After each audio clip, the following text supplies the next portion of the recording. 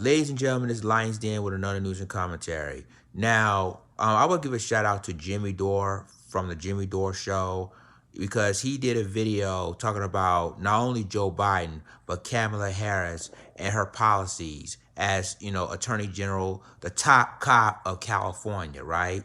So she even joking and laughing about putting people in jail, incarcerated, and with truancy. So you're gonna joke, and people were arrested for marijuana possession, and you're gonna joke about it. So I'm gonna go ahead and I'm gonna let Jimmy Dore explain about Kamala Harris and what she's really about, and and then I'm gonna continue the rest of my commentary. First, I want to talk about the breaking news that Joe Biden has chosen Kamala Harris as his vice president. Now, I just want to set the stage. Remember the kind of guy Joe Biden is. We're the world's largest penal colony. How did we get there? We have 5% of the world's population. We have 25% of the world's prisoners. How did we get there? Here's Joe Biden. He's going to tell you how we got there. Alone. And the sad part is that we have no more police in the streets of our major cities than we had 10 years ago. And what the president proposes won't help much. What he proposes is no increase over what the Congress has already approved last year. In a nutshell, the president's plan doesn't include enough police officers to catch the violent thugs, not enough prosecutors to convict them, not enough judges to sentence them, and not enough prison cells to put them away for a long time. That's why right now, 6 out of every 10 criminals who are arrested on drug charges have their cases dropped. That's why we think the president should triple the commitment that he's made tonight for police, prosecutors, and judges for our cities and our states. So that's how we got there. Guys like Joe Biden, right, and the crime bill, saying stuff like that, wanting to, build more prisons. So what he's saying, more prisons, more cops, more prosecutors, more prisons. That was his. And so then Kamala Harris comes along and says this. For people who are progressive thinking and liberal-minded, or just progressive thinking in terms of just fix it, is that we all have these posters in our closet that is attached to a stick that we sometimes will card out when we're talking about criminal justice policy and those statistics that you first heard when we opened it up, incarceration. And we run around with these signs: build more schools, less jails. Build more schools, less jails. And we walk around everywhere. Build more schools. We protest. Build more schools, less jails. Put money into education, not prisons. There's a fundamental problem with that approach, in my opinion. And it's this. I agree with that conceptually, but you have not addressed the reason I have 3 padlocks on my front door. So part of the discussion about reform of criminal justice policy has to be an acknowledgement that crime does occur. And especially when it is violent crime and serious crime, well, there should be a broad consensus that there should be serious and severe and swift consequence to crime. I was speaking before the San Francisco Democratic. So he got Kamala Harris to fulfill his vision for America. And Kamala Harris went on to do that. Let's just hear, she has a little more to say. The annual meeting. And it was a Saturday. I'd done a bunch of events, so I got there and I was a little tired. And I got to the podium and I looked out at the San Francisco Democratic Party. And I just stood at this podium. I kind of leaned over. I was just exhausted. And I'm looking at, the glorious party that it is, right? So it's like the black guy with the blonde hair, the white guy with the dreadlocks, the lady there with the purple hair and all the buttons, right? And I just looked at it, this fabulous motley crew, and I said, okay, so who of us as Democrats, raise your hand, is saying people shouldn't have to go to jail? And you could see these hands just start to run up. I said, hold on. One human being kills another human being. A woman is raped. A child is molested. Is that what we're saying? So the knee-jerk response was to suggest we don't want law enforcement and public safety. But that's not what we mean. So there you go. There's Kamala Harris. Just so in case, I have a great honor to announce that I picked Kamala Harris, a fearless fighter for the little guy and one of the country's finest public servants, as my running mate. Now, I just want to play you one more. I would not be standing here were it not for the education I received. And I know many of us will say the same thing. And I believe a child going without an education is tantamount to a crime. So I decided I was going to start prosecuting parents for truancy. Well, this was a little controversial in San Francisco. Stick it up for the little guy. That's how you stick up for the little guy. You prosecute people who have been shit on by the system as hard as anybody has gotten shit on. People who have been abused by the system, people who don't have a chance. That's who she's going after. She's not going after middle class or rich people, or she's going after the poorest of the poor. And she's threatening them with jail. You want to hear? You think I'm kidding? And frankly, my staff went bananas. They were very concerned because we didn't know at the time whether I was going to have an opponent in my re-election race. But I said, look, I'm done. This is a serious issue, and I've got a little political capital, and I'm going to spend some of it. And this is what we did. The place where she decided to spend her political capital was to throw parents of poor children who are truant in jail. That's where she decided to spend her political capital, not prosecuting bankers or Steve Mnuchin, which she inexplicably did not, which we're going to get to also. But she decided to use all her I got some political capital, let's use it. Let's terrorize poor people. Here we go. We recognized that in that initiative, as a prosecutor and law enforcement, I have a huge stick. The school district has got a carrot.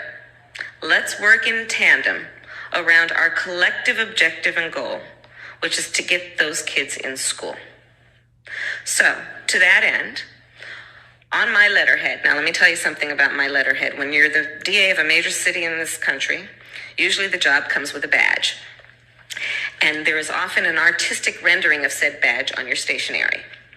So I sent a letter out on my letterhead to every parent in the school district, outlining the connection that was statistically proven between elementary school truancy, high school dropouts, who will become a victim of crime, and who will become a perpetrator of crime. We sent it out to everyone. A friend of mine actually called me and he said, Kamala, my wife got the letter. She freaked out. She brought all the kids into the living room, held up the letter, said, if you don't go to school, Kamala's going to put you and me in jail. Yes, we... That's hilarious. That's wild. She's scaring the shit out of people with jail for truancy. So let's bring in... There's wait, we're going to talk a lot more. Let's bring in Max Blumenthal. So there you go. So it's a natural pick. First of all, it makes no sense to me, this pick, because she doesn't help him electorally. She's a senator from California, which he's already going to win. She got no votes in the primary. No one fucking likes her. And she's a cop in a time of an anti-cop sentiment in this country. It doesn't make any sense. So, of course, Joe Biden picked her. It was a nice fuck you to everybody who's progressive in the country. That's why they did it. And Bernie's going right along with it. You don't even have to ask. You don't even have to ask that cuck. He's such a cuck. So let's bring in Max Blumenthal. Max, what any reaction to the pick by Joe Biden of Kamala Harris? Well, as usual, my reaction's the same as yours. And I had forgotten about some of those statements, especially about truancy, where she's basically saying, if you don't go to jail for truancy, if I don't lock you in a juvie cell, then you're going to the school to prison pipeline. It's a really wonderful choice. You don't actually hear her addressing the underlying causes of this hideous scenario that she's addressing with this sadistic carceral solution. Whether the Republicans and the Trump campaign want to use those clips to depress Democratic turnout, or we just simply remember them because that's her real record, it not only brings nothing to the table, it actually wastes what was an opportunity for one of the key authors of the new Jim Crow, Joe Biden, to kind of address his terrible past. But of course, he wasn't going to pick someone like Barbara Lee, who was the only person who was right about this still ongoing war in Afghanistan. He wasn't going to pick someone even like Karen Bass, who was too moderately progressive for him because she once said a warm word about Fidel Castro, whose program in Cuba has achieved more in terms of healthcare and education than the entire Democratic Party has for its constituents in the last 50 years. So you can't have that. And the real reason that you can't have figures like them is they're simply too independent. They want someone they can easily control, who's going to do what they want. And so here we're stuck with Kamala Harris. The author of the new Jim Crow has selected the former Attorney General who helped implement it. The implementer. Going after not just truants, and she's referring to urban brown and black youth, but also marijuana users. Yes. Under her watch, over 1,900 people were prosecuted for marijuana violations. And Tulsi Gabbard brought this up in the debate, which effectively, did away with Kamala Harris. That was the end of it. She had no way to come back from Tulsi Gabbard factually pointing out that Attorney General Harris was throwing people in jail for smoking weed. But there's so much more to this. First of all, Kamala Harris went on the Breakfast Club in, I think, February 2019 and bragged and said, I inhaled, I'm from Jamaica, so I inhaled. And I want to read this statement from her father, Donald Harris, who was actually a Marxist, sort of like Pete Buttigieg's dad. Yeah. If you're a Marxist out there, you should really worry about it. It's turning out to be neoliberal assholes. Yeah, it's like worse than Alex P. Yes, Alex P. looked like Jimmy Stewart compared to these guys. Yeah, I mean, he at least didn't pretend to be some woke liberal character. But anyway, Donald Harris, the father of Kamala Harris, said this about his daughter: "My dear departed grandmothers, as well as my deceased parents, must be turning in their grave right now to see their family's name, reputation, and proud Jamaican identity being connected in any way, jokingly or not, with the fraudulent stereotype of a pot-smoking joy seeker and in the pursuit of identity politics." So she not only got that condemnation from her father, but she revealed the double standards and just sheer entitlement of bragging about smoking weed on the presidential trail to appeal to millennials, while you have this hideous record of throwing millennials in jail for smoking weed. And that's what she did. And so in her response to Tulsi Gabbard, she said, well, what about, she pivots to the neocon white because she can't address it. And further reveals her true self, but she had no response. She wound up winning less delegates than Tulsi Gabbard, the target of one of the biggest disinformation campaigns by the DNC in recent history, did. Tulsi Gabbard, correct me if I'm wrong, Tulsi Gabbard won more delegates in the Democratic primary than the vice presidential nominee. You know what? I'll have to check that. It sounds correct. I'll have to check that. I don't think Kamala Harris won one delegate. I don't think she did. But let me play that. You bring that up. I have it loaded in the program. So let's go ahead and play it. To your response. I want to bring the conversation back to the broken criminal justice system that is disproportionately negatively impacting black and brown people all across this country today.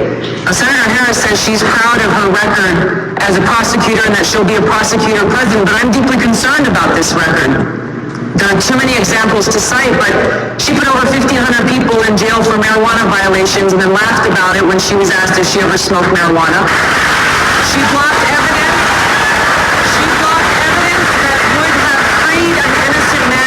death row until the courts forced her to do so. She kept people in prison beyond their sentences to use them as cheap labor for the state of California, and she fought to keep cash bail system in place that impacts poor people in the worst kind of way. Thank you, Congresswoman. Senator Harris, your response. That's a pretty great takedown. That was pretty great. And then what I liked was that Anderson Cooper made her watch that again afterwards and watch her response. Some of the toughest critique or attacks that you came from Tulsi Gabbard. Just for our viewers who haven't seen that, I just want to play some of that and what I love is that Anderson Cooper is making her watch this. I'm concerned about this record. There are too many examples to cite, but put over 1,500 people in jail for marijuana violations and laughed about it when she was asked if she ever smoked marijuana. She blocked evidence. She blocked evidence that would have freed an innocent man from death row until the courts forced her to do so. She kept people in prison beyond their sentences to use them as cheap labor for the state of California. And she fought to keep cash bail system in place that impacts poor people in the worst kind of way. That's so mean of Anderson Cooper to do that. It's almost like some kind of BDSM kind of a thing. We're going to humiliate you. Are you wet yet? Watch this. We're going to bring her on. Here we go. Dear Congresswoman, Senator Harris, your response. As the elected Attorney General of California, I did the work of significantly reforming the criminal justice system of the state of 40 million people, which became a national model for the work that needs to be done. And I am proud of that work. And I'm proud of making the decision to not just give fancy speeches or be in a legislative body and give speeches. Give fancy speech. That's one of my all-time favorite things that ever happened. Give fancy speeches. That's all she does is give fancy speeches. That's all Kamala Harris does. That's all she does. Do you remember her campaign rollout? It was like in downtown Oakland. They had thousands of people there for a fancy speech. It was like she was being inaugurated. It was like this Super Bowl ceremony. Yes. And then she winds up winning 0 delegates. And watch, and here she goes, Max, doing exactly what you said she was going to do. She had nothing, she had nowhere to go, so she goes here. It's on the floor, but I mean, listen, this is going to sound immodest, but I'm obviously a top-tier candidate, and so I did expect that I would be on the stage and take hits tonight because there are a lot of people that are trying to make the stage for the next debate. Yeah, for a lot of them, it's do or die. Well, yeah, and especially when people are at 0 or 1% or whatever she might be at, and so I did expect that I might take hits tonight.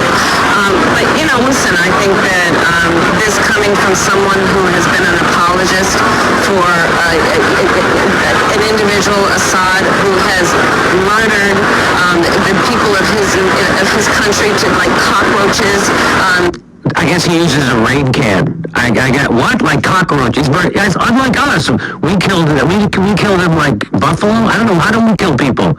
We don't kill them like cockroaches. We kill them like like Christians. Do we do it like we have a Christian bomb that hugs them to death? How do we kill them? Go ahead. I guess more like buffalo, which we also American settlers slaughtered in order to deprive them of a source of food. But she's referring to chemical attacks, which means, you know, she was on the intelligence committee. She was a cipher for the intelligence apparatus. She doesn't question them at all.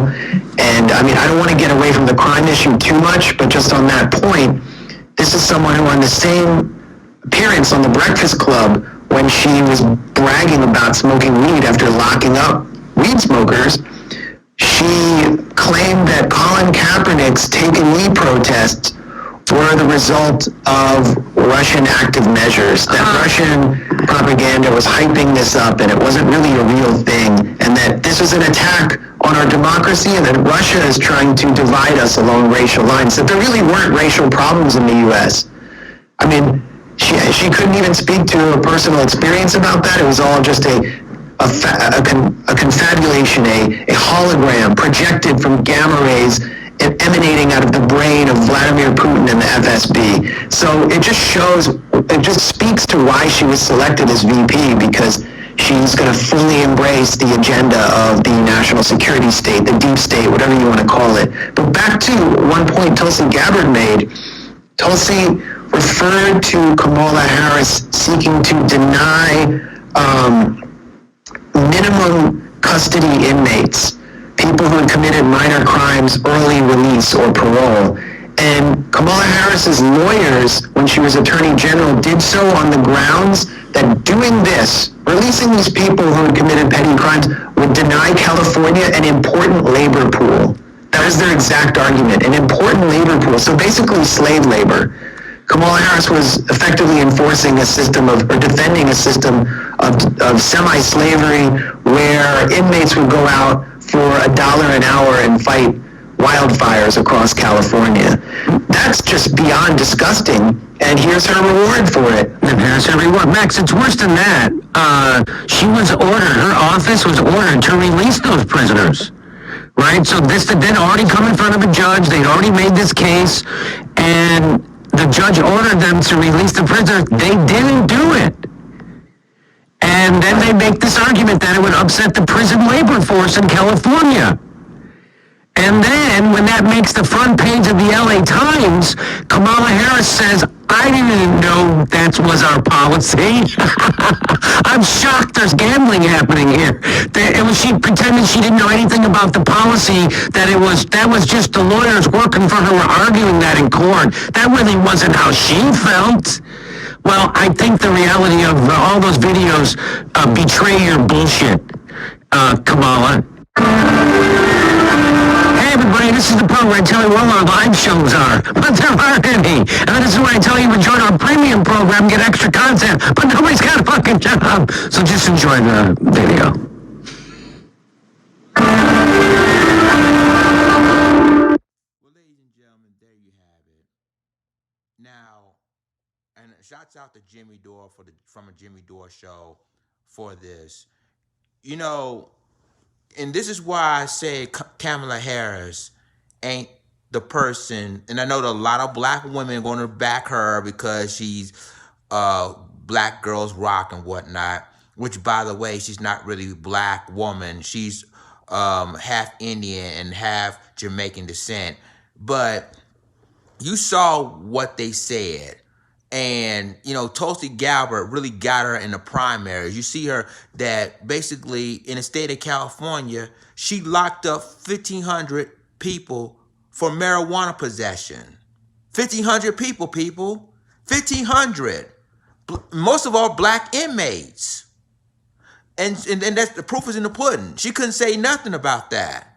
And then all of a sudden she was on the Breakfast Club with DJ Envy and Charlamagne the God talking about, well, I admit that I smoke weed when I'm a Jamaican, so I smoke weed. Even her father was offended by that. You know, doing that stereotyping that Jamaican people would like to smoke weed. So you see what's going on. This is why I said a lot of people need to do background checks on Kamala Harris, on her policies when she was an attorney general out of California. This is why. Locking up 1,500 people for marijuana possession, for marijuana use, and majority are ADOS people.